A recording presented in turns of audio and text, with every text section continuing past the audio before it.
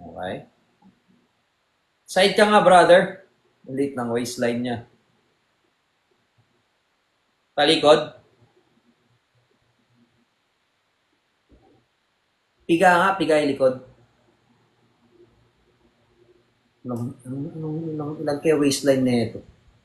Ang ganda rin ng likod niya. May back din ah. Good. Isang harap pa nga. Okay, yes, may potential siya.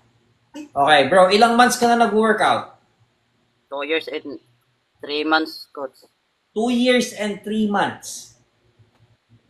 Tagal na rin. Ilang taon ka na? Ano, coach? 16. 13 ako nagsimula, coach. Wow. 2 years and 3 months, nag-start siya 13 years old, ngayon 16 years old na siya. Pero kung makikita mo yung katawan niya, parang hindi 16 years old, di ba? Matured yung muscle.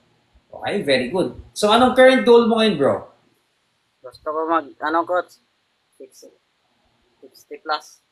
Gusto mo mag-add ng size? Yes, coach.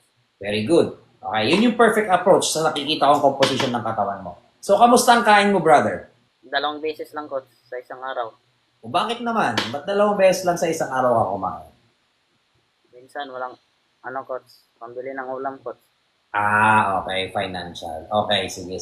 I do understand that. Kasi ganito kasi, brother, no? Kung talagang gusto natin mag-add ng size, kailangan talaga mag-add tayo ng extra kain.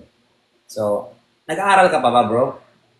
Yes, coach. We can't do anything about that kasi alam naman natin ang buhay. Syempre, hindi naman lahat is nakakaangat. So, kung 2 beses ka lang kumain sa isang araw, siguro dagdagan mo na lang yung portion ng kain mo. Kasi hindi naman talaga natin mapipilit. Kasi siguro kung talagang 2 times a day ka lang kumain due to some financial, siguro marami naman sigurong pwedeng gawin or pwedeng makuha sa paligid. Like baka may mga tanim kayong kamote or mga gulay na pwede mong i-add doon sa kain mo. Kasi, brother, kailangan mo talagang mag-add ng extra kain para kung gusto mo talagang lumaki. Kasi with your current composition, brother, maganda yung katawan mo. Ako na nagsasabi, maganda yung katawan mo, malaki yung potential mo. Kasi at 16 years old, bro, tapos ganyan yung katawan mo. Kung titignan ko yung katawan mo, parang nasa 18, 19, 20 years old na yung maturity ng muscle. Ang kulang lang talaga yung size. Kain ko araw-araw, coach. Coach? Egg tsaka coach? Chicken. Egg tsaka chicken, okay. So ano yung luto ni nanay? Hindi, loto ko lang, coach. Kung gano'n na lang bro, no, siguro kung kaya mo lang naman, no, nadagdagan na at least gawin mong 3 beses sa isang araw yung kain mo, mas magiging okay. Okay? Mas mabilis na lumaki ka. So, since may extra pera ka naman, baka lang, kaya naman nadagdagan na kahit 3 beses sa isang araw lang. Tapos pag may mga extra budget ka, pwede kang bumili ng extra gulay or kung ano man yung mga mura na bilihin dyan sa lugar niyo. Kunyari, ang mura dyan, isda. So, dagdagan mo ng isda. Kung ang mura dyan, manok, dagdagan mo ng manok. If may extra budget ka.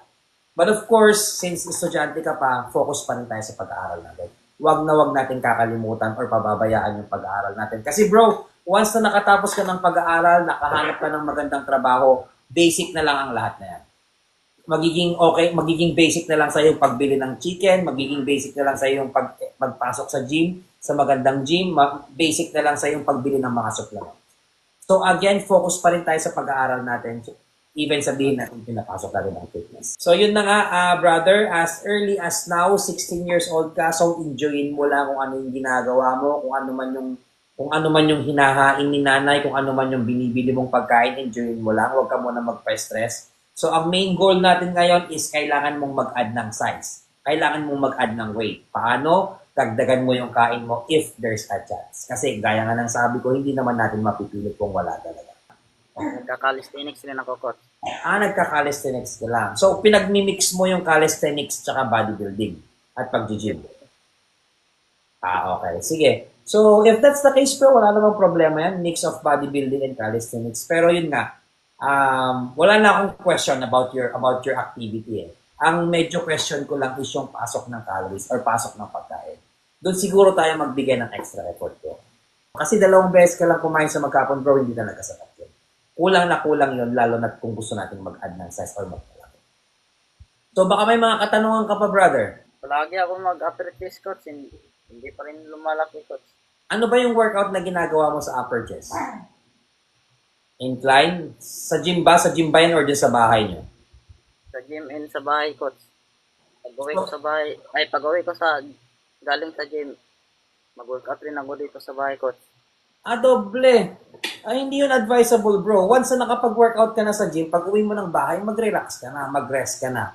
Kaya most likely, kaya talaga nahihirapan ka mag-add ng size kasi minsan no-over-fatigue or no-over-workout yung mga muscle mo. Okay, so isa yun sa mga nakita kong hindi mo dapat ginagawa. Once na natapos na tayo mag-workout sa gym, pag uwi natin sa bahay, it's about time na mag-relax tayo. Kasi yun yung tinatawag na recovery. Kasi during recovery, brother, dyan nagre-repair yung muscle natin, dyan lumalaki yung muscle natin. So, kailangan mo siyang ipahinga.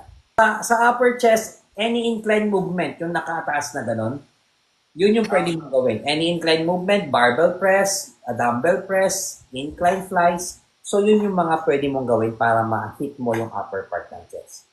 So, may tanong ka pa, brother? Coach, pa-shout out ako, coach. Taga Mindanao ako, coach. Uy, shout out sa mga kaibigan natin from Mindanao. Good evening sa inyo and Happy New Year sa lahat dyan ng mga taga Mindanao. No? Okay bro, yun lang bro, no? Ayusin mo lang yung kain mo, dagdagan mo, hindi sapat yung 2 beses isang araw, and then dagdagan mo yung rest mo para mas mabilis kang lumaki. Okay, maraming salamat brother, no? Ingat-ingat dyan and Happy New Year sa buong pamilya mo. God bless, God bless.